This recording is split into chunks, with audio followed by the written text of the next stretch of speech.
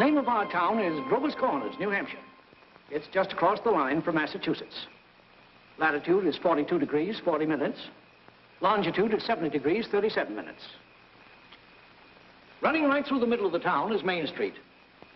Cutting across Main Street on the left is the railroad tracks. Beyond the railroad tracks is Polish Town.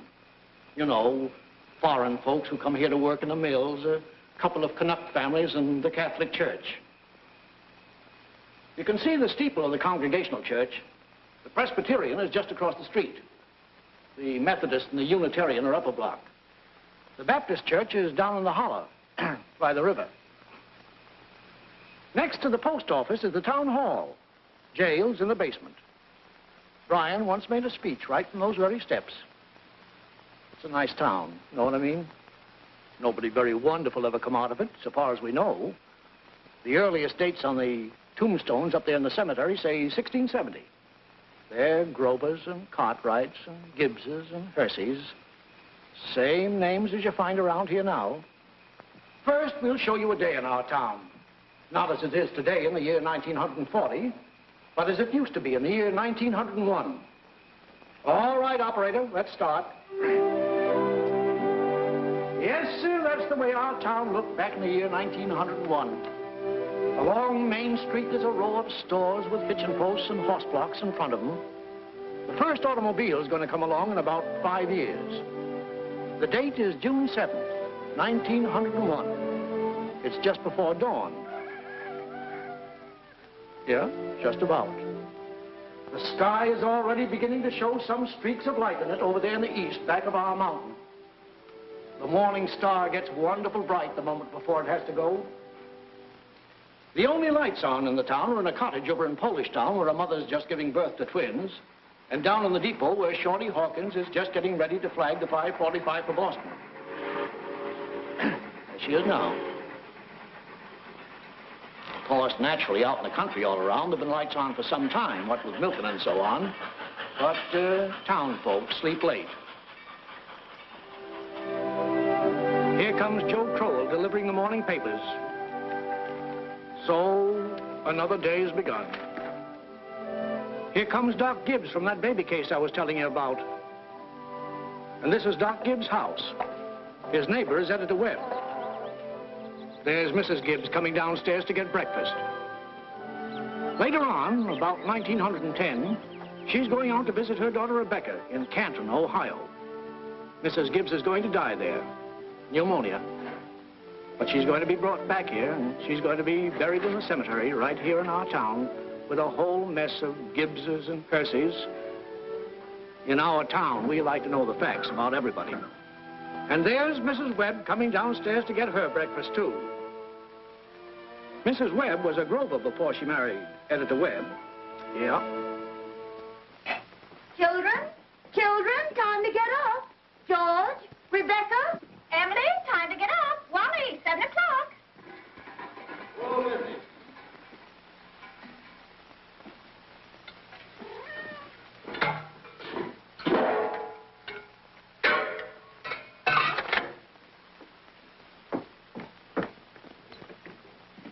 Morning, Hi. Morning, Miss Gibbs. Seems like you're late today. Yeah, something went wrong with the separator. Don't know what it was.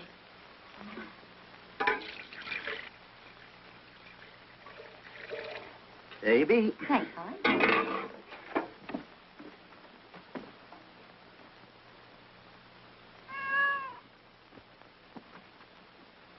Morning, Miss Webb. Morning, Mr. Newsom. Mighty fine day. Yeah. How's Miss Newsom? Good. Emily, Wally, George, Rebecca.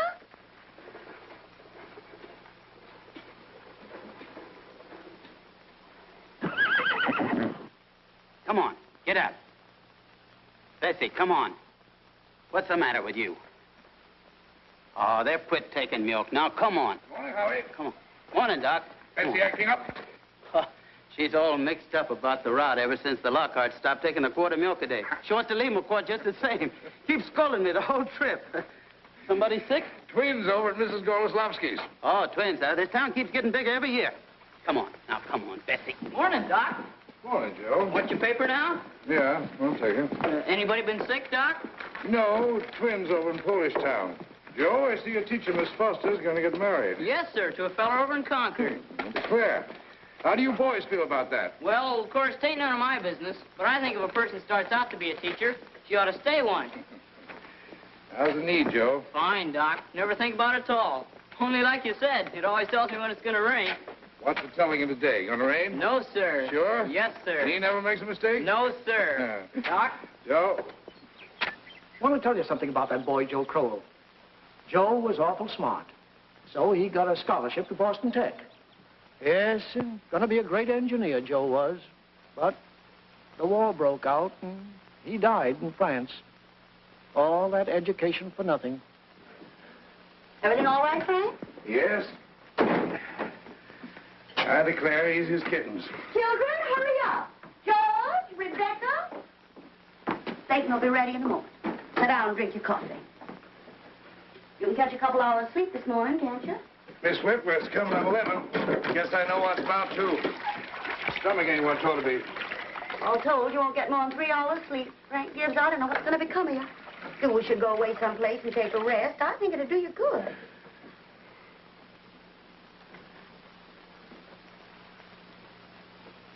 Children, hurry now. Emily, Wally. I declare you have to speak to George.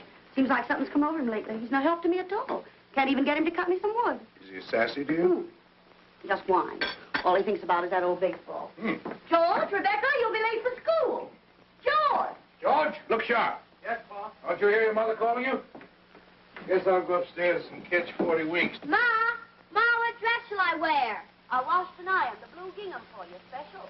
Oh, my, I hate that dress. Oh, hush up with you. Every day I go to school dressed like a sick turkey. Why, Rebecca, you always look very nice. Ma, Judge is throwing soap at me. I'll come up and slap the both of you. That's what I'll do. Hurry up, children. After 7 o'clock. I don't want to call you again.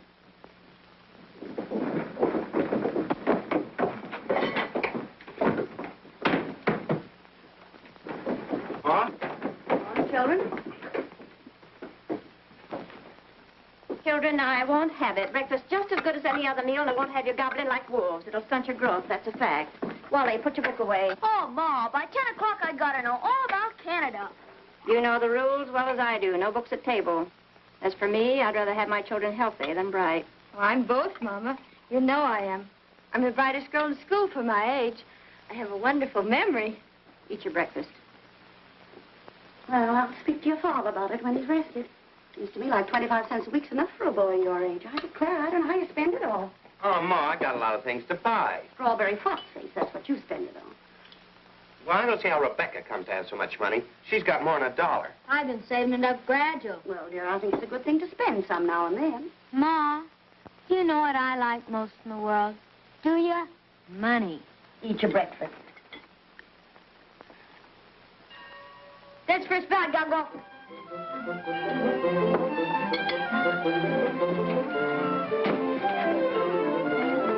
Yep, Wally.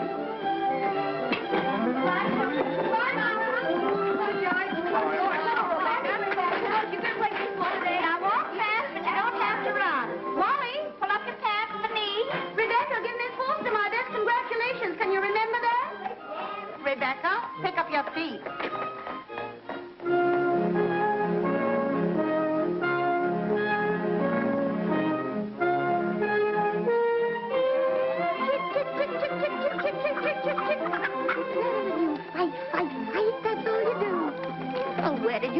You don't belong to me.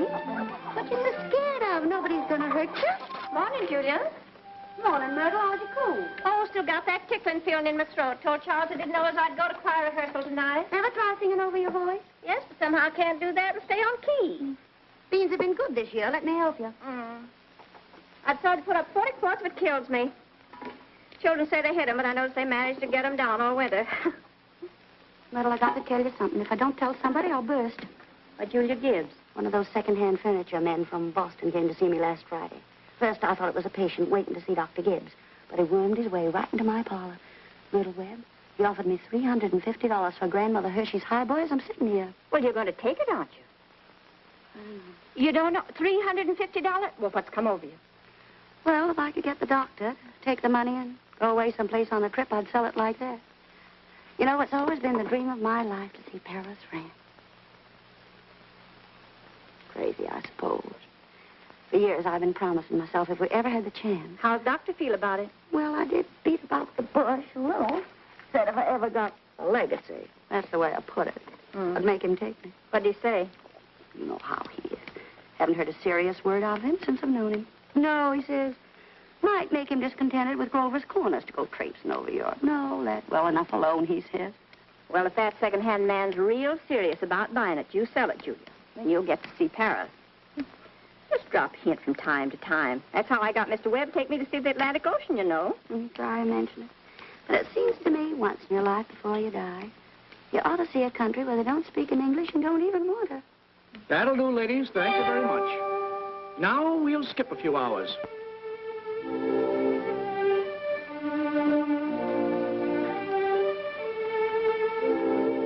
Now, before we get on, I think we ought to have a little more information about the town. A kind of a scientific account, you might say.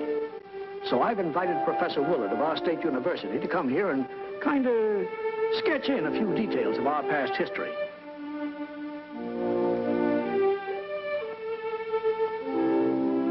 There he is now. Am I late? Right on time. May I introduce Professor Willard of our state university? Now, just a few brief words, Professor. Unfortunately, our time's limited. Yes, let me see. Grover's Corners. Grover's Corners lies on the old Pliocene granite of the Appalachian Range. I might say that's some of the oldest land in the world. We're very proud of that around here. Some highly interesting fossils have been found. I might say unique fossils. 2 miles north of town in Silas Peckham's cow pasture. These may be seen in the museum of the university at any time. Well, that is, at any reasonable time. Shall I tell them about the meteorological conditions, the mean precipitation, etc.? I'm afraid we won't have time for that, Professor. We might have a few words about the history of man here, though. Oh, anthropological data. Yes. Let's see. Early Amerindian stock, Cotahatchee tribes. No evidences before the 10th century of this era. Now entirely disappeared. Oh, possible traces in 3 families. Migration in the early 17th century of English brachiocephalic blue-eyed stock, and since then some Slav and Mediterranean. And the population, Professor? Within the town limits, 2,640. Oh, is that so? In that case, the population at the moment is 2,642. The postal districts bring in 507 more, making a total of 3,149. Mortality, birth rates, constant. By McPherson's gauge, 6.032. Thank you very much, Professor. I'm sure we're all very much obliged to you. Not at all, sir, not at all. We want it. Good day. And now the social and political report. Oh, Editor Webb? Mr. Webb? Charlie Webb's the father of Wally and Emily. Emily's the smart girl with a good memory. You know, you saw her at breakfast. All right, Editor Webb, it's your turn now. Well, I don't have to tell you that we're run here by a board of selectmen. All males vote at the age of 21. Women vote indirect. Politically, we're 86% Republican, 12% Democrats, 4% Socialists. Rest indifferent. Religiously, we're 85% Protestants, 12% Catholics. Rest indifferent. Very ordinary town, if you ask me, but our young people here seem to like it well enough. Lots of them settle down right here to live, even after they've been away to college. Now, is there anybody in the audience who'd like to ask Editor Webb any questions about our town? Is there much drinking in Grover's Corners? Well, ma'am, I wouldn't know what you'd call much. Saturday nights, the farmhands meet down at Ellery Greenaw's stable and holler some. We got 1 or 2 town drunks, but they're always having remorses every time an evangelist comes to town. No, I'd say that liquor wasn't a regular thing in the home here, except in the medicine chest. Right good for snake bites, you know, always was. Mr. Webb. Yes? Mr. Webb, is there any culture or love of beauty in Grover's Corner? Well, no, ma'am, not much. That isn't the sense you mean. There's some girls that play the piano over at the high school commencement, but they ain't happy about it. No, there ain't much culture.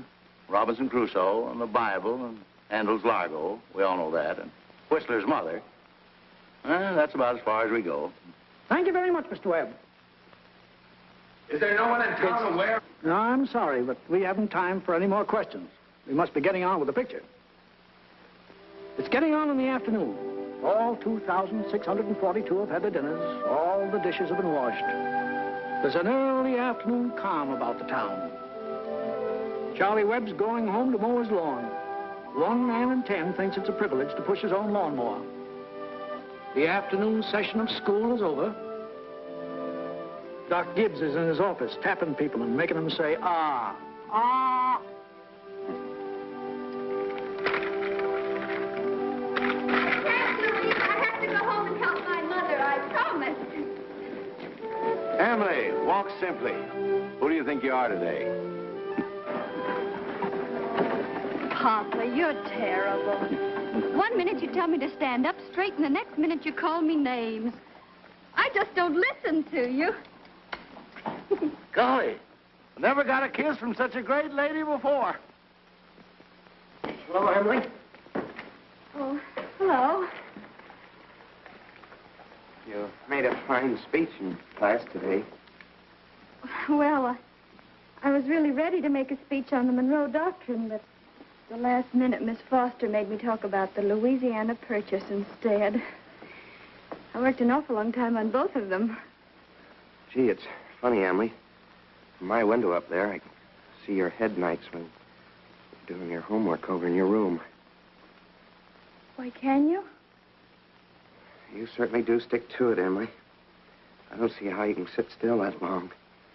I guess you must like school. Well, I feel it's just something you have to go through. What do you think, Emily? We might work out a kind of telegraph from your window to mine, and you could give me a hit every once in a while on one of those algebra problems. Well, Oh, I don't mean the answers, Emily. Of course not. I mean, just some little hint.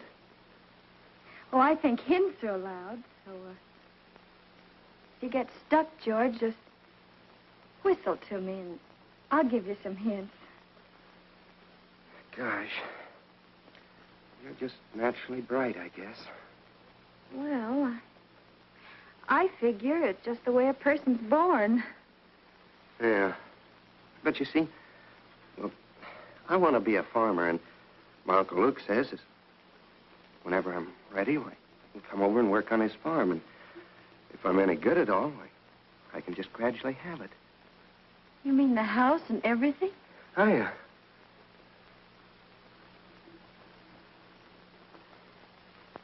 Well, I guess I better be getting off the baseball field. Thanks for the talk, Emily. Afternoon, Mrs. Webb. Hey, George. So long, Emily. So long, George.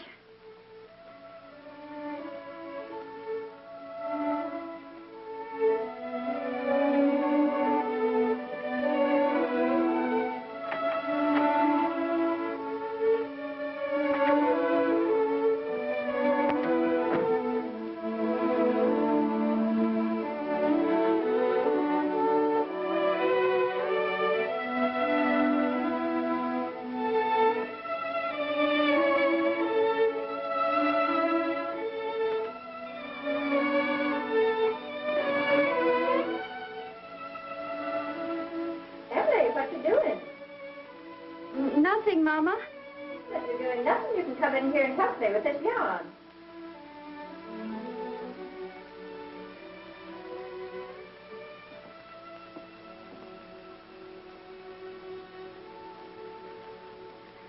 Well, George Gibbs let himself have a real conversation, didn't he?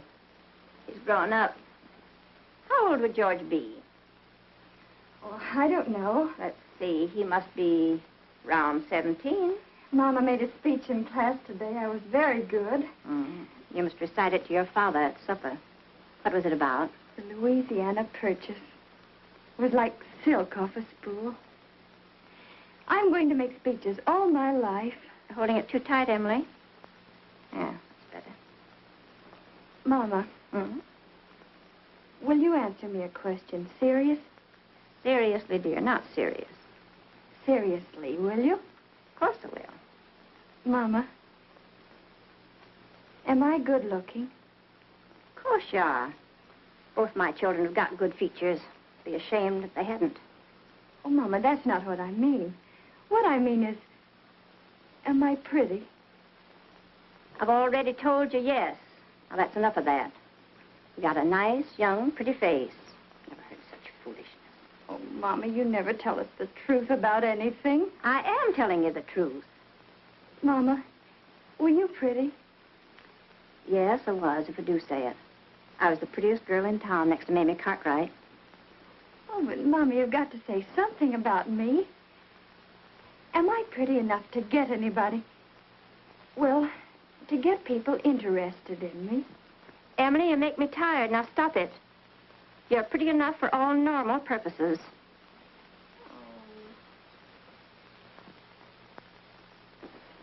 It's evening. You can hear the choir practicing in the Congregational Church.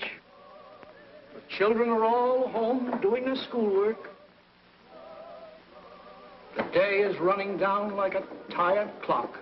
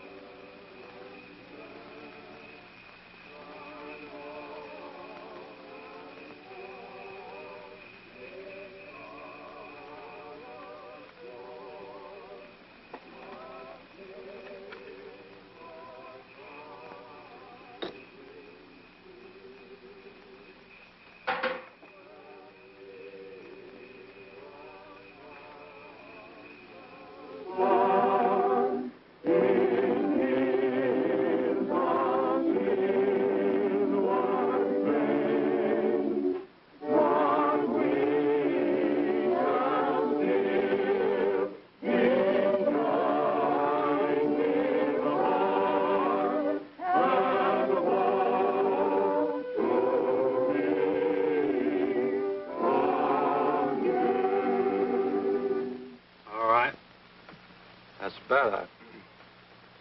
It ain't no miracle. And I'll do it again. Now remember, ladies, music come into the world to give pleasure. I'll try it again.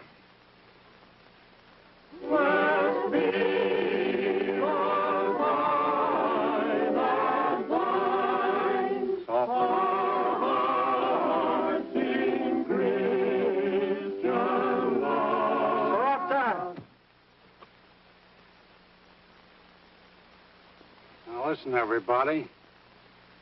Get it out of your minds that music's only good when it's loud. You leave loudness to the Methodists. You couldn't beat them, even if you wanted to. Once again now, art thou weary? Art thou languid? It's a question, ladies and gentlemen. Make it talk. Oh, and remember, on Sunday, take the second verse real soft. Sort of die out at the end. Ready?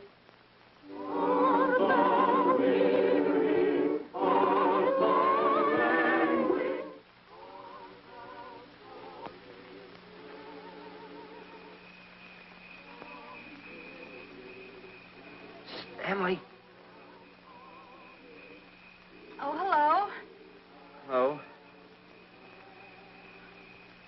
I can't work at all. The moonlight's so terrible.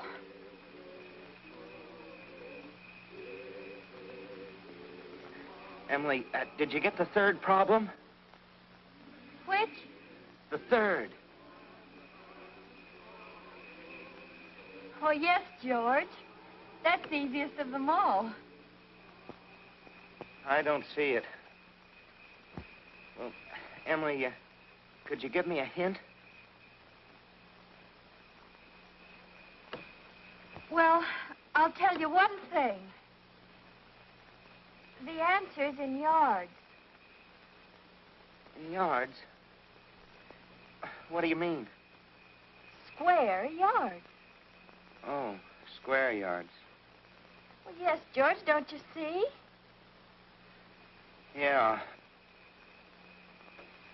Square yards of wallpaper. Oh, I see. Square yards of wallpaper. Thanks a lot, Emily. You're welcome. My. Isn't the moonlight terrible?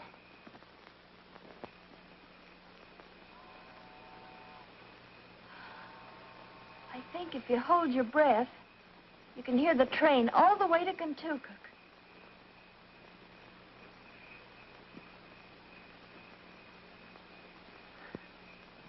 Hear it? Oh, what do you know?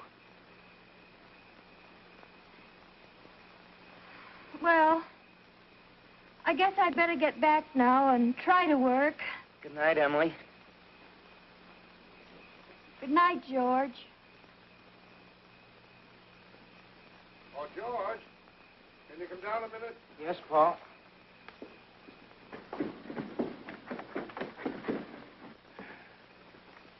Make yourself comfortable, George. I'll only keep you a minute. George, how old are you? Me? Oh, I'm past 17.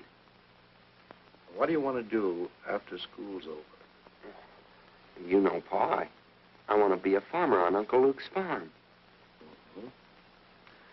And you'll be willing, will you, to get up early and milk and feed the stock?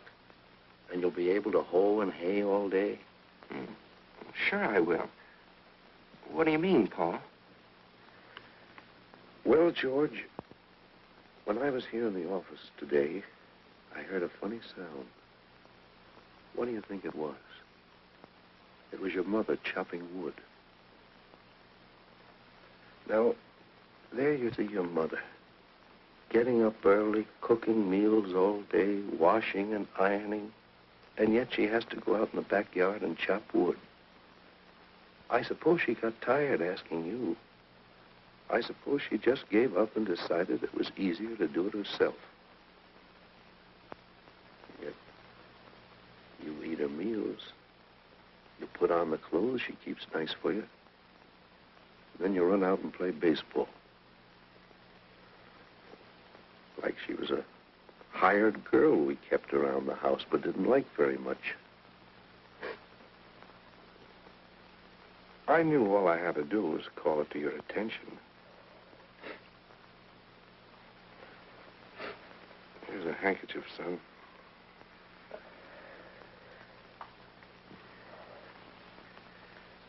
I wonder what's happened to your mother. Choir practice never was as late as this before. It's only 8:30, Paul. I don't know what she wants in that choir anyway. She hasn't got any more voice than an old crow. Traipsing around the street this hour of the night.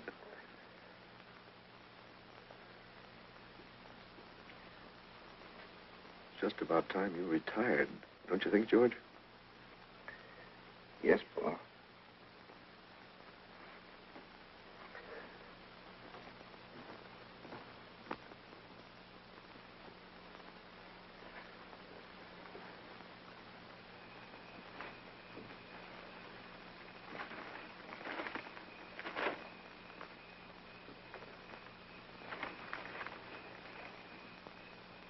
Nice place. Real nice choir practice, wasn't it? Little Webb, look at that moon. Potato weather, sure. Well, naturally, I didn't want to say a word about it in front of those others. But now we're alone. Really, it's the worst scandal that ever was in this town. What? Why, Simon Simpson. No, Luella. But, Julia, to have the organist of a church drink and drunk year after year. Luella. Julia, you know he was drunk tonight. Now, Luella, we all know about Mr. Simpson, and we all know about the troubles he's been through. And Dr. Ferguson knows, too. And if Dr. Ferguson is willing to keep him on in his job there, the only thing the rest of us can do is just not to notice it. Not to notice it? But it's getting worse. No, it ain't, Luella. It's getting better. I've been in that choir twice as long as you have, and it doesn't happen anywhere near so often. Oh, my. I hate to go to bed on a night like this. Well, good night, Luella. Good night. Good night, Julia. Night, Myrtle.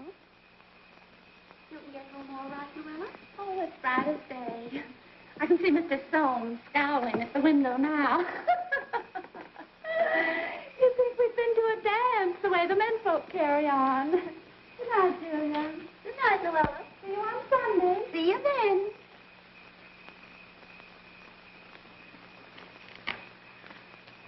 Well, we had a real good time. You're late enough. Frank ain't any later than usual. You stopping the gossip with a lot of hens. Now, don't be grouchy. Smell my heliotrope. What'd you do all the time I was away? Oh, I read as usual. Well, what did the girls gossip about tonight? Believe me, Frank, there's something to gossip about. Simon Simpson? Far gone, was he? Oh, worst I've ever seen. Frank, how's all that going to end? Dr. Ferguson can't forgive him forever.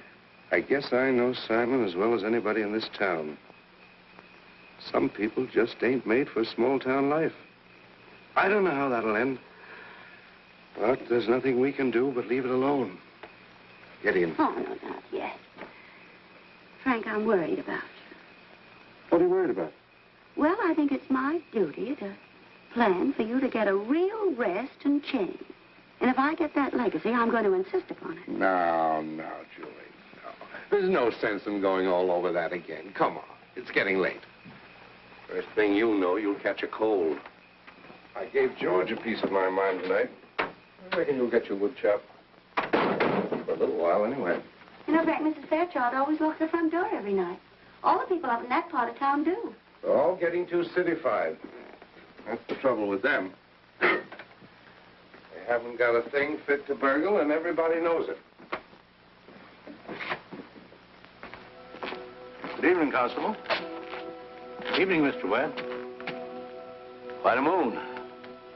Yeah. All quiet tonight? Simon Stimson is rolling around a little. I just saw his wife moving out to hunt for him. So I looked the other way. There he is now.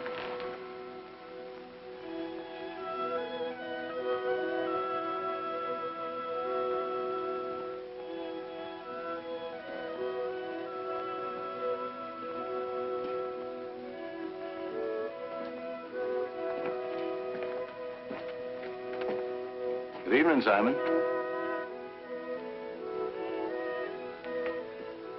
Good evening. Most of the town settled down for the evening. Guess we'd better do the same. Can I walk along with you?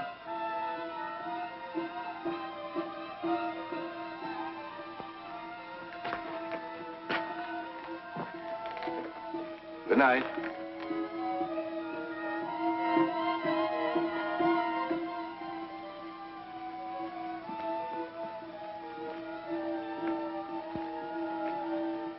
I don't know how that's going to end. Oh, Bill, if you see my boy smoking cigarettes, give a word to him, will you? He thinks a lot of you, Bill. I don't think he smokes those cigarettes, Mr. Webb. Leastways, not more than 2 or 3 a year. Well, I hope not. Good night, Bill. Good night, Mr. Webb.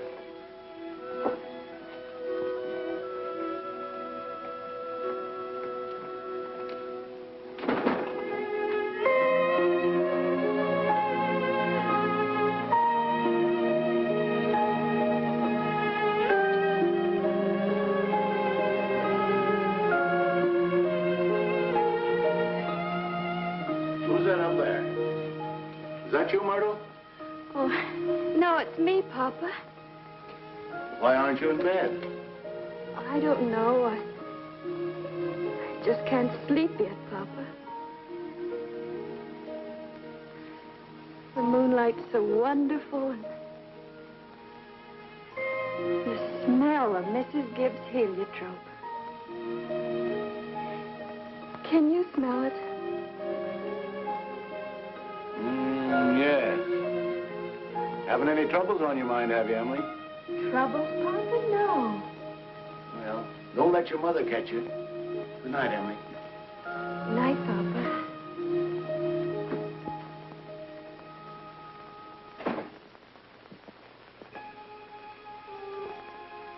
I never told you about that letter Jane Crowfoot got from her minister when she was sick.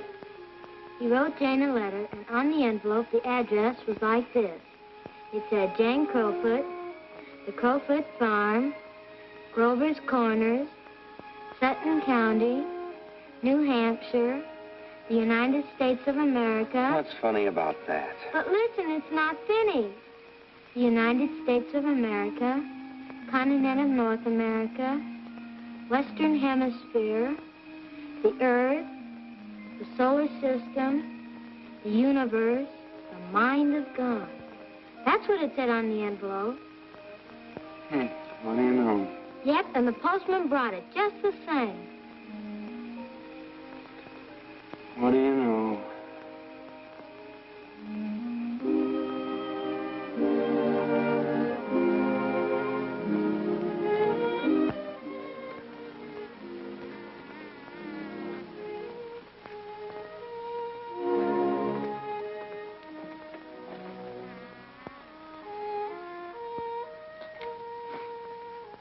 Well, 3 years have gone by.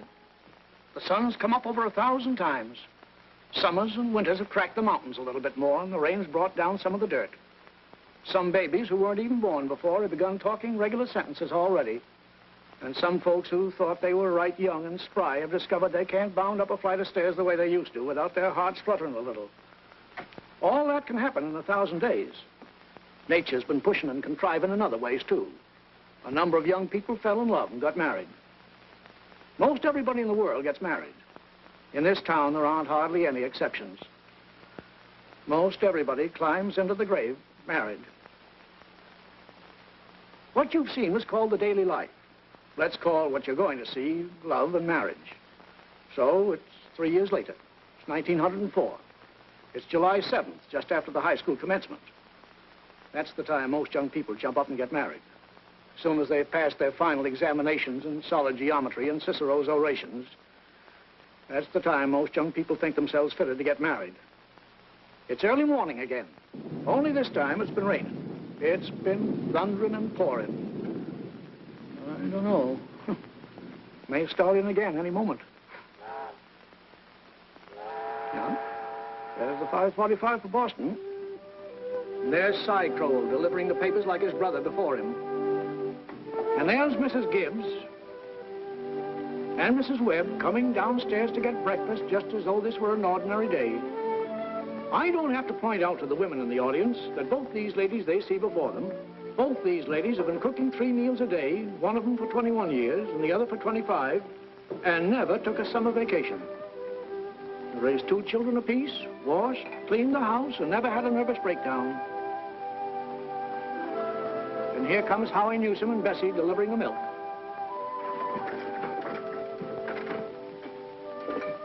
Morning, Howie. Morning, Si. Anything in the paper I ought to know? Nothing much. Except for losing about the best baseball pitcher Grover's Corners ever had. George Gibbs, huh? I don't see how I'd give up a thing like that just to get married. Would you have, Howie? Can't say. Never had no talent that way. But in '95, we had a player, Si, that even George Gibbs couldn't have touched. Name of Hank Todd. But he went down to Maine and become a parson. Wonderful ball player. Fine. Howie?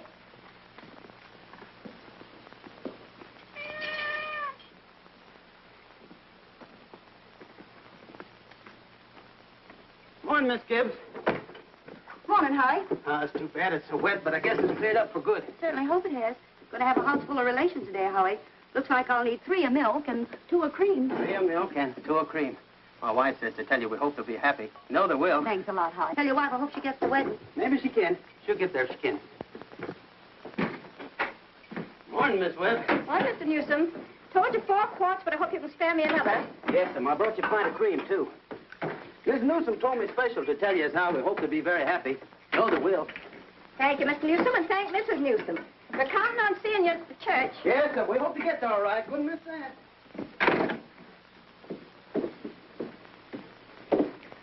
Well, Ma, day's come.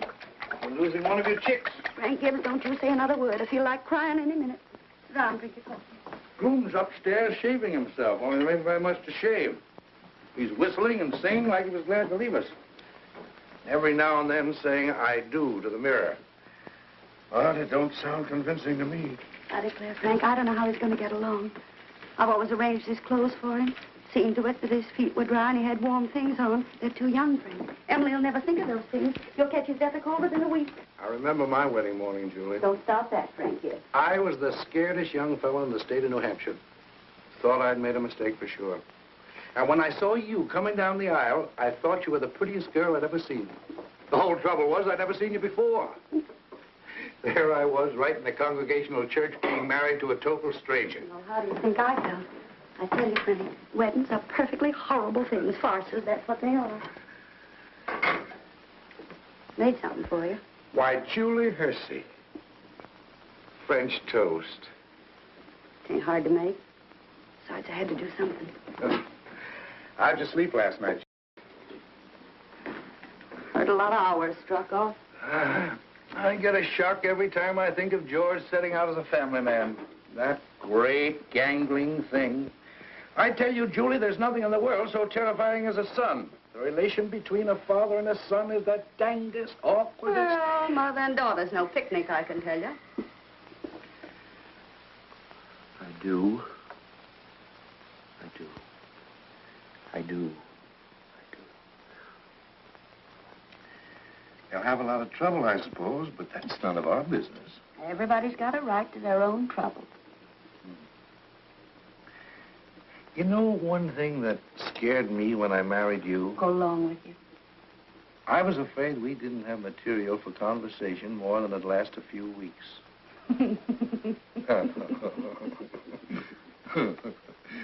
I was afraid we'd run out and have to eat our meals in silence. It's fact. Well, you and I have been conversing for 20 years without any noticeable barren spells. Good weather, bad weather, tain't very choice, but I always find something to say. Did you hear Rebecca stirring around up there? No. This is the only day in the year when she isn't managing everyone's affairs up there. She's hiding in her room, and I have an idea she's crying. Land sakes, this has got to stop. Rebecca? Rebecca, come and eat your breakfast.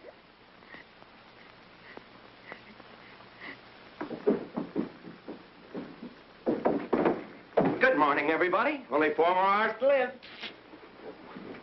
George, guess where you're going?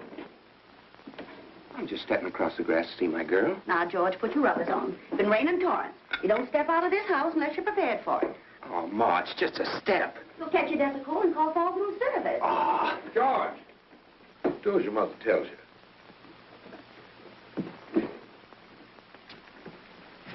From tomorrow on, you can kill yourself in all weathers. But when you're in my house, you'll live wisely, thank you. Maybe Mrs. Webb ain't used to call us at 7 o'clock in the morning. Here, have a cup of coffee first. Be back in a minute. Good morning, Mother Webb. Goodness, you frightened me. George, I hate to say it, but you understand I can't ask Ian. Why not? You know as well as I do, a groom can't see his bride on his wedding day. Not till he sees her in church first. Oh, that's just a superstition. Good morning, Mr. Webb.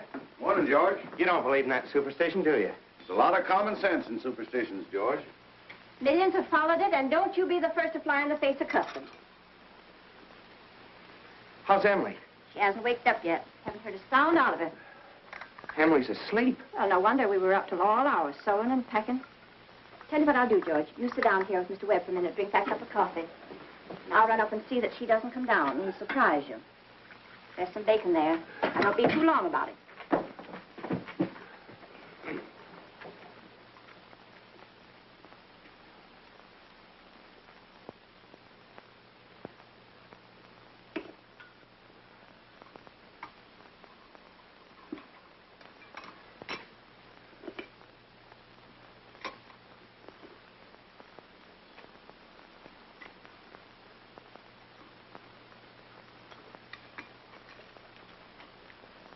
Well, George, how are you? Oh, I'm fine. Mr. Webb, what common sense could there be in a superstition like that? Well, George, on the wedding morning, a girl's head is full of, oh, you know, clothes and one thing and another. Don't you think that's probably it? Well, yes. Guess I never thought of that before. The girl's apt to be mite nervous on her wedding day. Gee, I wish a person could get married without all that marching up and down. Every man that's ever lived has felt that way, George. And it hasn't been any use. It's the women folks who've built up weddings, my boy. Man looks mighty small at a wedding, George. All those good women standing shoulder to shoulder, making sure that the knot's tied in a mighty public way. Well, you believe in it, don't you, Mr. Webb? Oh, yes. Oh, yes. Now, don't misunderstand me, George. Marriage is a wonderful thing. A wonderful thing. Don't you forget that, George. No, sir.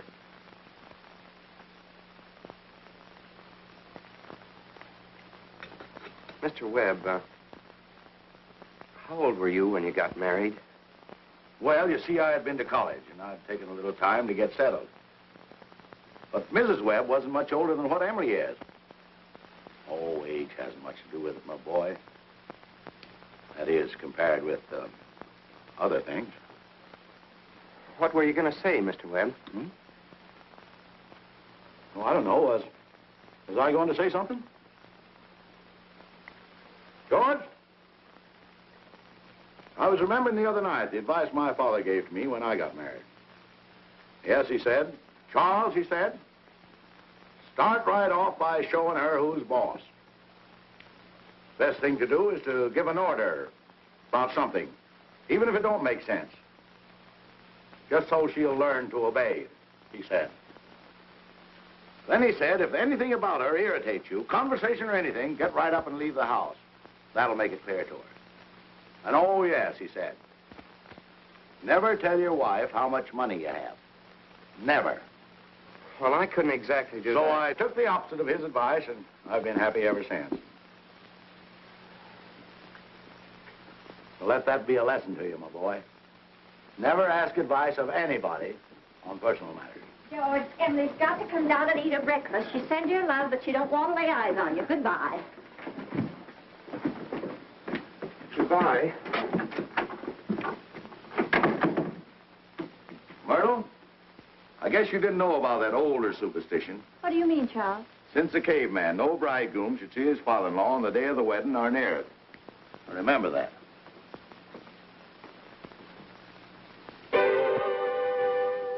Now, before we get on with the wedding, I think we should see how it all began, this plan to spend a lifetime together. I'm awfully interested in how such big things begin.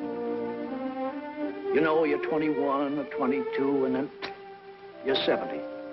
You've been a lawyer for 50 years, and the white-haired lady beside you has eaten 50,000 meals with you. How do such things begin? Now, George and Emily are going to show you the conversation they had when they first knew, as the saying goes, they were meant for one another. Now, it all happened last year on the way home from school. George had just been elected president of the senior class, and Emily had just been elected secretary and treasurer. Now, you all know how important that is. Emily, can I carry your books home for you? Well, thank you. It isn't far. Bob, if I'm late, start practicing. Give Herb some long high ones. All right. Awfully glad you were elected, too, Emily. Thank you. Emily, why are you mad at me? Well, I'm not mad at you. You've been treating me so funny lately. Well, since you asked me, I might as well say it right out, George. Goodbye, Miss Corcoran. Emily? Hi, Miss Cochran. George? What is it? I don't like the whole change that's come over you this last year. I'm sorry if that hurt your feelings, but I just got to tell the truth and shame the devil. A change? What do you mean? Well, up to a year ago, I used to like you a lot. I used to watch you while you did everything. Because we've been friends for so long. And then you started spending all your time at baseball, and you never stopped to speak to anybody anymore. Not to really speak. Not even to your own family you didn't. And George, it's a fact. Since you've been captain, you got awful stuck up and conceited, and all the girls say so. Hurts me to hear them say it, but I have to agree with them a little because it's true. Oh, gosh, Emily. I never thought that such a thing was happening to me. I guess it's hard for a fellow not to have some faults creep into his character. Always expect a man to be perfect, and I think he should be. Well, I don't think it's possible to be perfect, Emily. Well, my father is. And as far as I can see, your father is. And there's no reason on earth why you shouldn't be, too. I feel that it's just the other way around. That, well, men aren't naturally good, but girls are. Well, you might as well know right now that I'm not perfect. It isn't as easy for a girl to be perfect as a man because, well, we girls are more nervous. Oh, now, I'm sorry I said that about you. I don't know what made me say it. Emily... Now I can see it isn't the truth at all. Suddenly, I feel it isn't important anyway.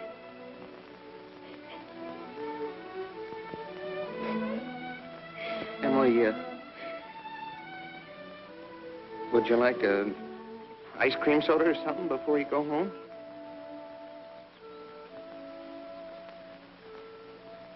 Thank you, I would. Hello, George. Hello, Emily. Hello, Miss Morgan. Well, what can I do for you? Why, Emily, what you been crying about? Well, she got an awful scare, Mr. Morgan. That hardware store wagon almost ran over her. Everybody says that Tom Huckins drives like a crazy man. Well, here, let me give you a glass of water. Gracious, you look all shook up. Well, I tell you, you gotta look both ways before you cross Main Street these days. It's getting worse every year. What do you have? I'll have a strawberry phosphate, Mr. Morgan. Oh, no, Emily. Have a soda with me. Well, 2 strawberry ice cream sodas, Mr. Morgan. 2 strawberry ice cream sodas, yes, sir. Yes, sir, I want to tell you something. There are 275 horses in Grover's Corners this very moment I'm talking to you. State inspector was in here yesterday. Now, with all these automobiles coming along, looks to me like the only safe place to stay was to home. Gracious, I can remember the time when a dog would run out in the middle of Main Street all day long without anything coming along to disturb him. There you are. Howdy, Mrs. Ellis. What can I do for you? Got a prescription. Yes? Well, let's see. Shouldn't take long to fill that. You just sit down here. Be with you in just a minute. so expensive. No, Emily, don't you think about that.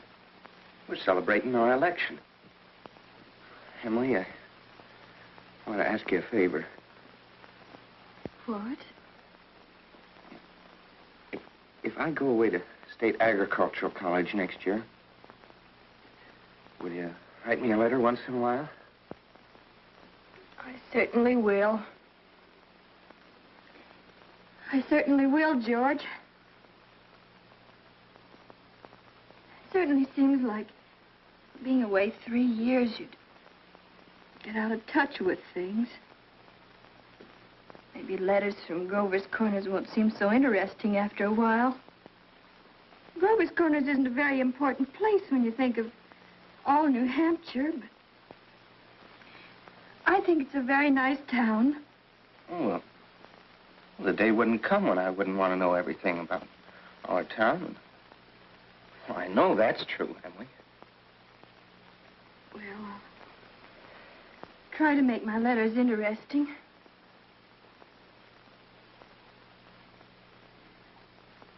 You know, Emily, meet a farmer, I ask him if he thinks it's important to go to agricultural school to be a good farmer. Why, George. Yeah, and some of them even say it's a waste of time. And well, you can get all that stuff anyway in the pamphlets the government puts out. Well, Uncle Luke's getting pretty old, and he's about ready for me to start taking over his farm. Tomorrow, if I could. Oh, but George, maybe it's important for you to go and learn all that about cattle judging and soils and those things. Of course, I don't know. Emily, I'm going to make up my mind right now. I won't go. I'll tell Pa about it tonight. But, George, you don't have to decide right now. It's a whole year away. Emily, I'm glad you spoke to me about that fault in my character. And everything you said was right, but there was one thing wrong with it. And that's when you said I wasn't noticing people. You, for instance. You say you were watching me when I did everything. I was doing the same thing about you all the time. Why? Sure, I always thought about you as one of the chief people I thought about. I always made sure where you're sitting on the bleachers, and who you were with. And well, for 3 days now, I've been trying to walk home with you, but something always got in the way. And yesterday, I was standing out by the wall waiting for you. And I walked home with Miss Cochran. Oh, George. Life's awful funny. How could I have known that? I thought... Emily, I'm going to tell you why I'm not going to agricultural school.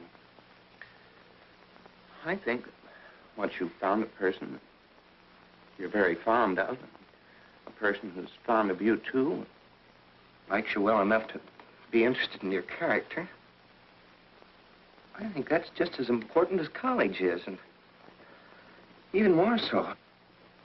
That's what I think. I think it's awfully important, too. Emily? Yes, George? Emily, if I do improve and make a big change, would you be... I mean, could you be... I am now. I always have been.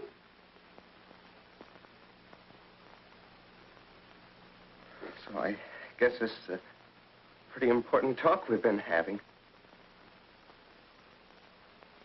Yes. Yes.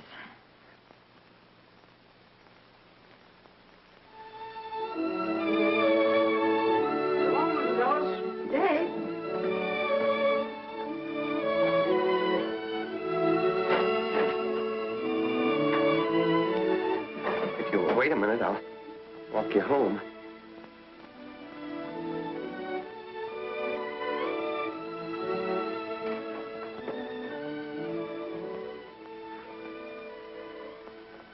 Mr. Morgan. Yes? I'll have to go home and get the money to pay you for this. Why, George Gibbs, do you mean to tell me that But, Mr. Morgan, I had a reason. Look, I'll leave my gold watch with you until I get back. No, you keep your watch, George. I'll trust you. But I'll be back in 5 minutes. I'll trust you for 10 years, George. Not a day more, though.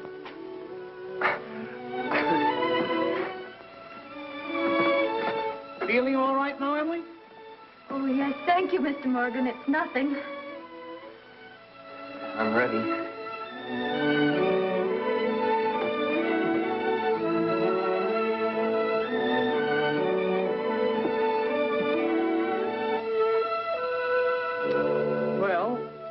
Now to get on with the wedding. There's a lot of things to be said about a wedding. We can't get them all into one wedding, naturally. Especially not a wedding in Grover's Corners, where weddings are mighty short and plain. People think a lot of thoughts during a wedding. The bride, the groom, the relatives and the guests, and even the minister. Yes, a lot of thoughts go on during a wedding. I've married 200 couples in my day. M marries N. Millions of them.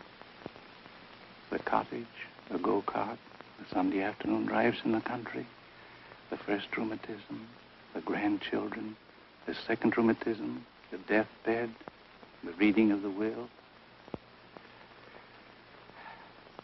Once in 1,000 times, it's interesting.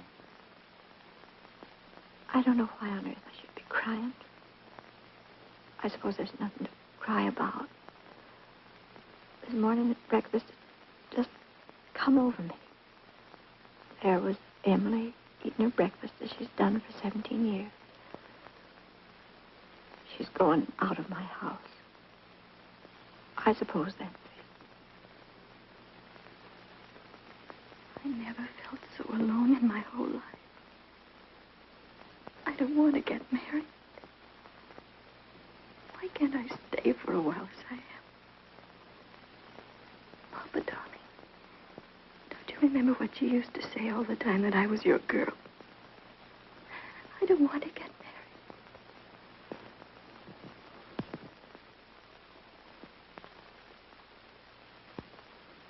Gee, I'm gonna get married. I'm grown up. I'm getting old. I don't want to get old. Taking on all these responsibilities. Why is everybody pushing me so? All I want to do is be a fella. And I'm going to get married.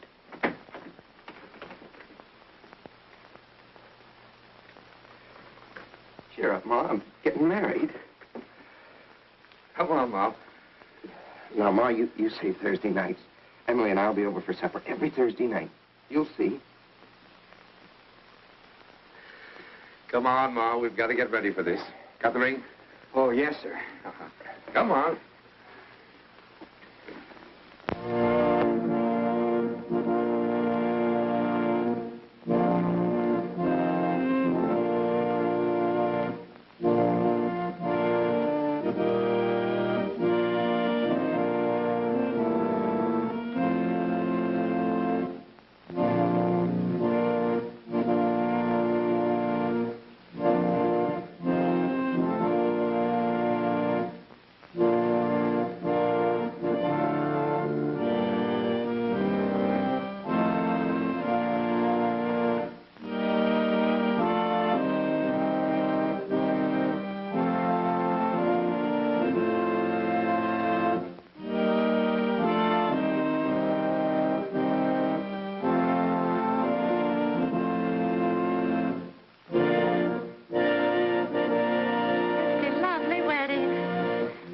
Wedding I ever saw. Oh, I do love a good wedding, don't you? Doesn't she make a lovely bride?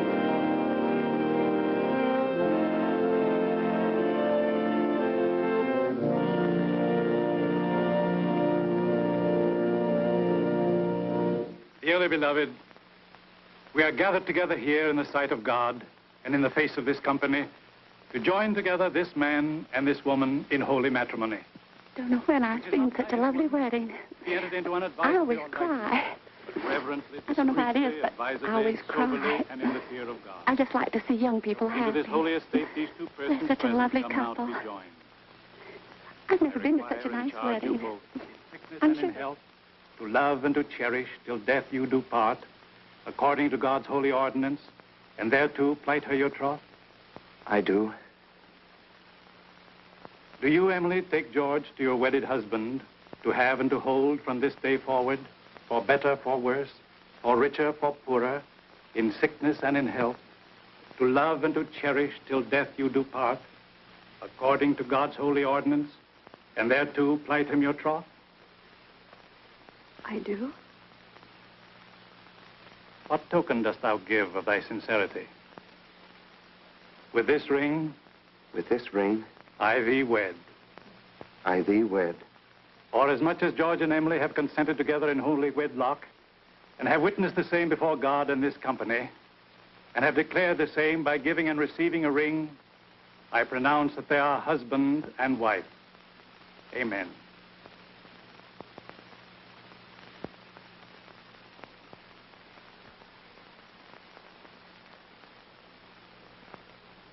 Me first. forever and ever.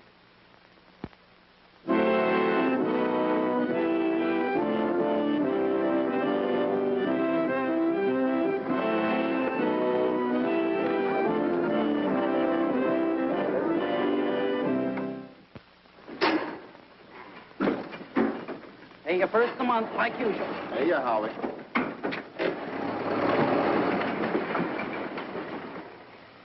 Man his age shouldn't be driving one of those things. Not when he's got a lot of young fellas to do it for him. Well, Howie likes to deliver the milk himself. Says he gets the feel of the town that way. You know, in all these years, he never kept a book. Carries all the accounts in his head. I hear he's been doing so well, he's begun locking his front door at nights. Afraid of burglars. Ain't no burglars in this town yet. No, but Howie's heard about them.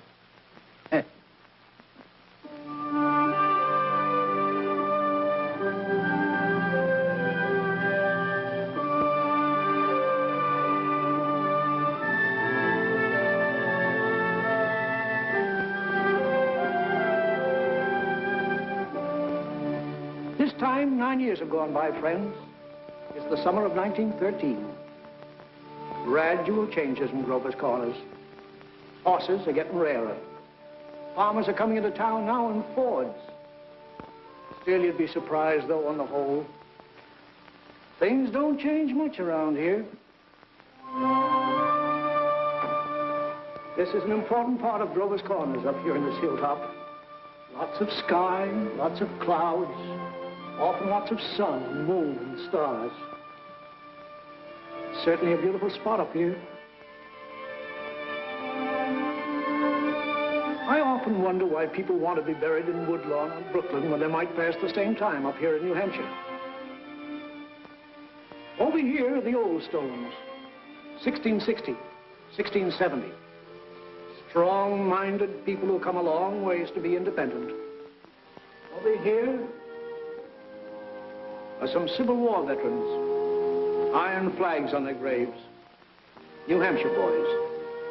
They had a notion that the Union ought to be kept together, although they'd never seen more than 50 miles of it themselves. All they knew was a name, friends. The United States of America. The United States of America. And they went and died about it.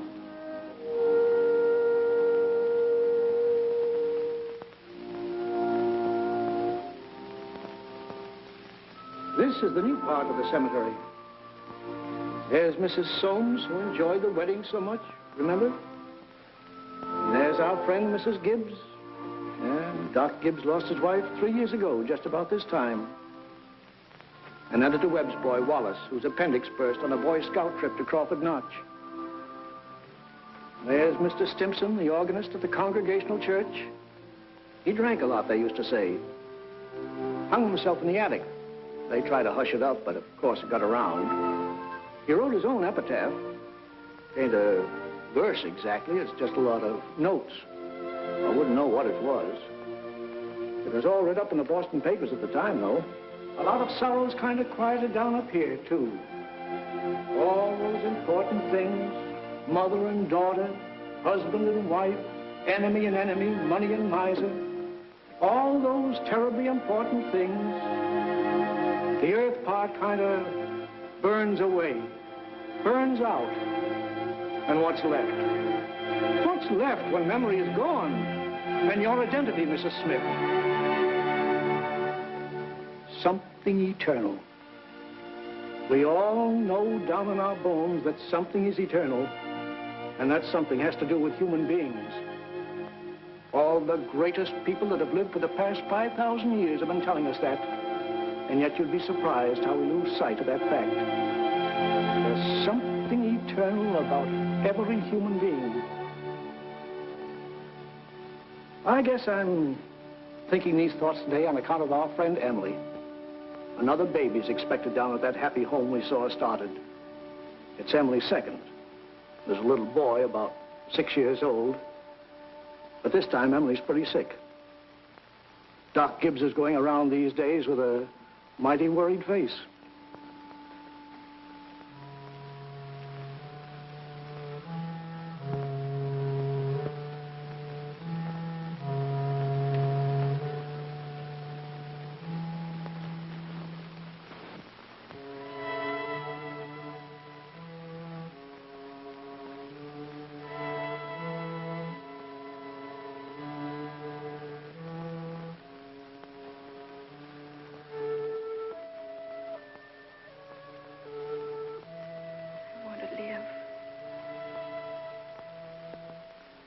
want to live.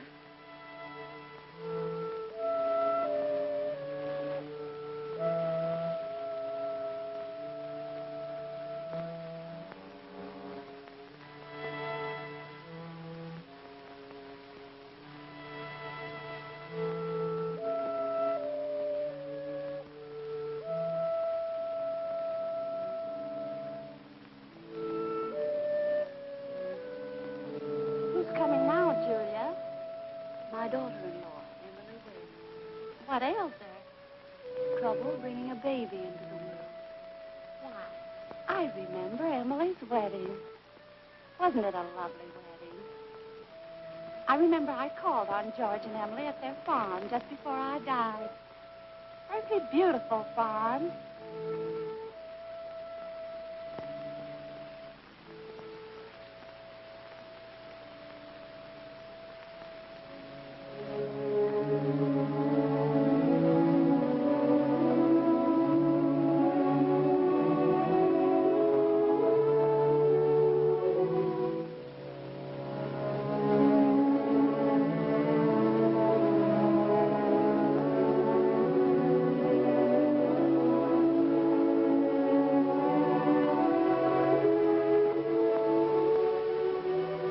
Dear friends, as we gather here in the last tribute of memory to our loved one, Hello, Mother Gibbs. let us remember the words of Hello, the Master. Emily. Hello, Emily. I am the resurrection and the life. Hello, Mrs. Soames. He that believeth Hello, sis. Hello, Wally. eternal in the heavens.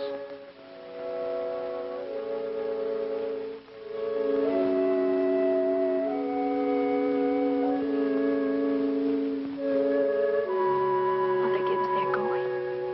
Yes, dear.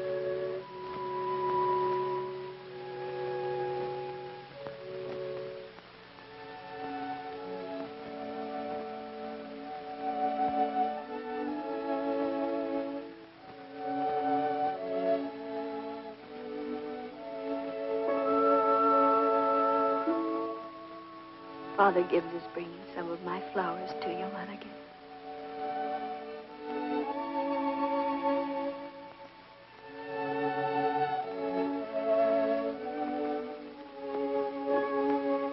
Mother Gibbs, I never realized how troubled and sad he looks. I loved him so. Father Gibbs. Father Gibbs.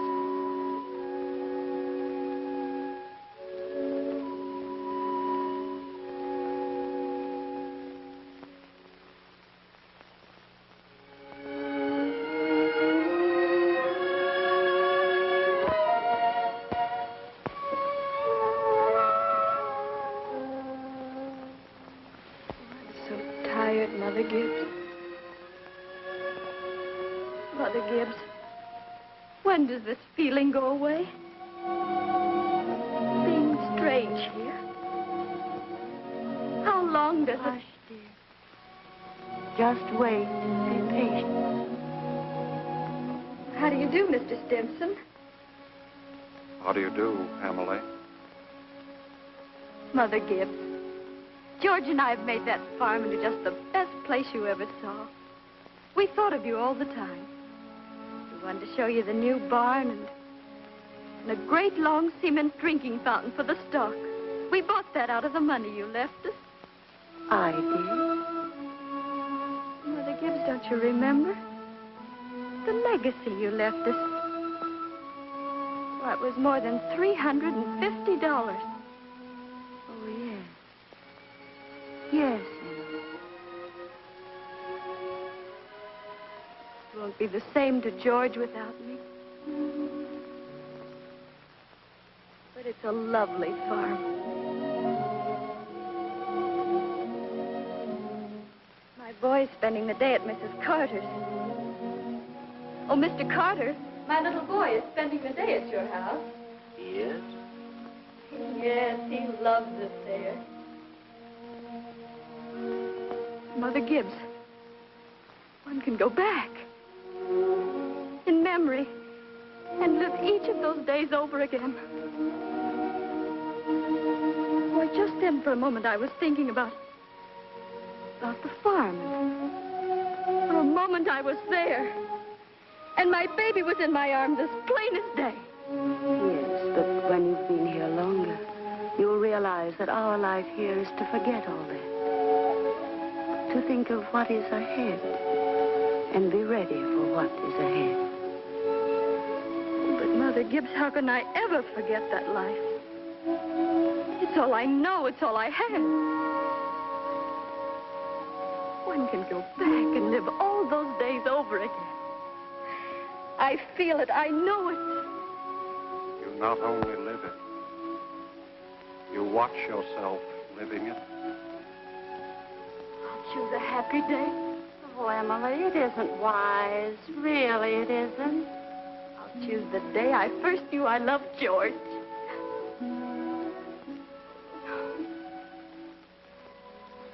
Why should that be painful? Because it's the happiest days that are the hardest to relive and to forget. I must. Then choose an unimportant day. Choose the least important day in your life. It will be important enough.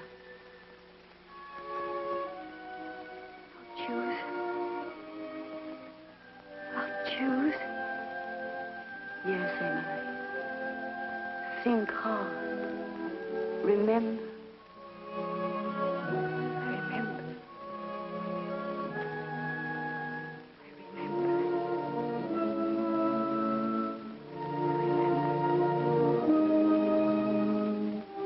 But there's Main Street. That's Mr. Morgan's drugstore before he changed. And there's the livery stable. That's the town I knew as a little girl. And look. There's the old white fence that used to be around our house. Oh, I'd forgotten that. I love it so.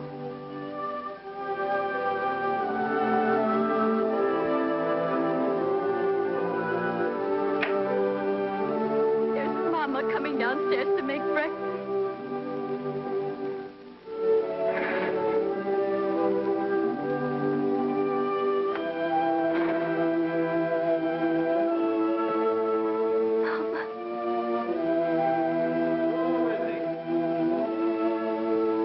Look, there's Howie Newsom. But there's Joe Crowell. Morning, Howie. Morning, Joe. Children, Emily, Wally, time to get up. Morning, Miss Webb. On this Newsom. Phew, it's cold. Yes, sir. 10 below by my barn, Miss Webb. Keep yourself wrapped up, Mr. Newsom. Yes, sir. Oh, tell Emily many happy returns of the day. Now I know. It's my 16th birthday. Mama, I can't find my blue hair ribbon anywhere. Just open your eyes, dear, that's all. I laid it out special for you on the dresser there. If it were a snake, it'd bite you. How young Mama looks. I didn't know Mama was ever that young. Morning, Howie. Morning, Mr. Webb. There's Pop. You're up early. Yeah, I've been back from old college, New York State, to make a speech. Any news here? Yeah, Constable was called up this morning to rescue a foolish fellow. Darn near froze to death he was. We'll put that in the paper. Morning, Mother. Well, there you are back at last. How'd it go, Charles? Oh, fine, I guess. I told him a few things. Everything all right here? Yes, can't think of anything that happened special. Been mighty cold. Howie Newsom says 10 below down to his barn. Yes, well, it's colder than that at Hamilton College. Students' ears are falling off. They ain't Christian. Paper have any mistakes in it? Not that I noticed. Well, you can have your coffee when you want it, Charles. Don't forget it's Emily's birthday. Did you remember to get her anything? Got it right here. Where's my girl? Where's my birthday girl? Don't interrupt her now, Charles. You can see her at breakfast. She's slow enough as it is. I can't bear it. Why did they ever have to get old? Mama, I'm here. I'm grown up. Oh, I love you all. Everything. I can't look at everything hard enough. Hurry up, children. 7 o'clock. I don't want to call you again.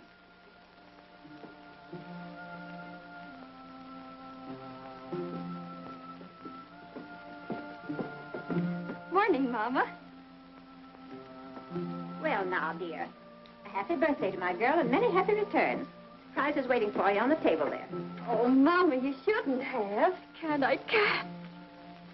Birthday or no birthday, I want you to eat your breakfast good and slow. I want you to grow up and be a good, strong girl. That and the blue package is from your Aunt Carrie. Good morning. George. Good morning, George. Brought this over for your birthday, Emily. Any happy returns of the day. Thank you. It's only a photograph album. Oh, George, I'd forgotten. Oh, it's beautiful. Oh, just an album. I'm going out to my Uncle Luke's farm today. Like it out there. George, we grew up and were married, don't you remember? Uncle Luke gave you the farm. Well, goodbye. Goodbye, and thanks. Chew this bacon good and slow. It'll help keep you warm on a cold day. Mama, just look at me for 1 minute as though you really saw me. Mama, 12 years have gone by. I'm dead. I married George Gibbs, Mama. Wally's dead, too. Mama, his appendix burst on a cabbing trip to Crawford Notch. We felt just terrible about it, don't you remember? Just for a moment now, we're all together. Mama, let's be happy just for a moment. Let's look at one another. That and the yellow package is something I found in the attic among your grandmother's things. You're old enough to wear it now, and I thought maybe you'd like it. Oh, and this is from you. It's lovely. It's just what I wanted. It's beautiful. I hoped you'd like it. Wally has a present for you, too. He made it an annual training class. Be sure and make a fuss over it. Your father's got a surprise for you, too. Don't know what it is myself. There he comes. Where's my girl? Where's my birthday girl? I can't, George.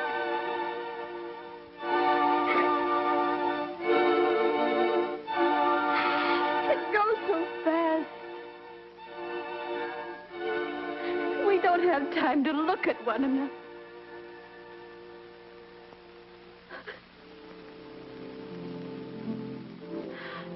Oh, I didn't realize. So all that was going on. And we never noticed. First I go back to my grave. Wait. One more look.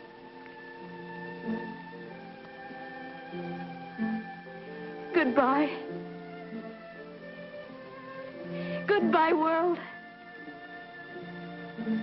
Goodbye, Grover's Corner. Mama, Papa. Goodbye to clocks ticking. My butternut tree and Mama's sunflowers. Food and coffee. New iron dresses and hot baths. And sleeping and waking up.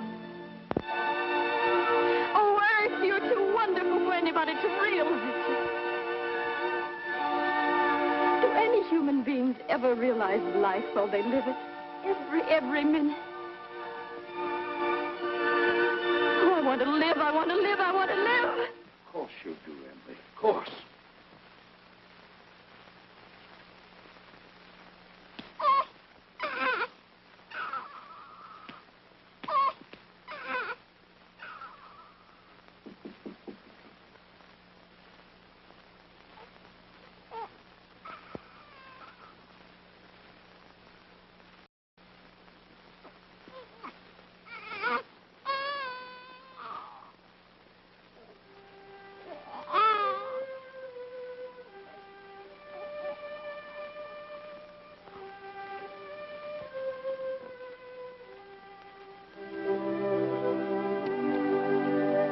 everybody's asleep in Grover's Corners. Oh, there are a few lights on. Down at the depot, Shorty Hawkins has just watched the Albany train go by. Of course, out in George and Emily's farm. They're still up. Talking over the new baby, I suppose. It's like what one of those Midwestern poets said. You gotta love life to have life, and you gotta have life to love life.